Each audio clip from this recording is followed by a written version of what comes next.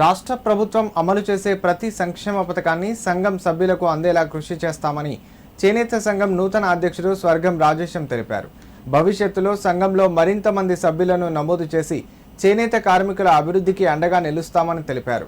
ప్రభుత్వం కూడా వ్యాపార రంగంలో ముందుకు సాగాలనుకునే చేనేత కార్మికులకు ఆర్థికంగా చేయూతనిచ్చేలా రుణ సౌకర్యాలు కల్పించాలని కోరారు.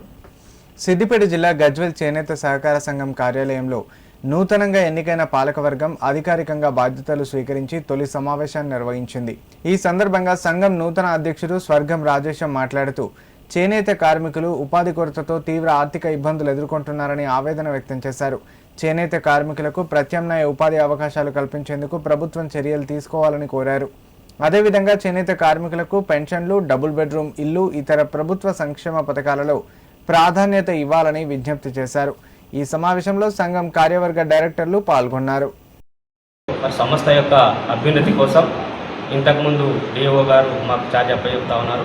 ఆ ఛార్జ్ లోపల ఉన్నటువంటి బ్యాంక్ బ్యాలెన్స్ కావచ్చు, లేదా సొసైటీ ఆస్తులను కాపాడడం కోసం అధ్యక్షునిగా నేను పూర్తి బాధ్యత వహిస్తూ మా పాలకవర్గం నేతన్నల భవిష్యత్తు కోసం, వారి సమస్యలు తీర్చడం కోసం మా పాలకవర్గం ముందు ఉంటుందని తెలియజేస్తూనే రాబోయే రోజుల్లో ఇంకా నేత కార్మికుల యొక్క సౌకర్యాలు పెంచాలి.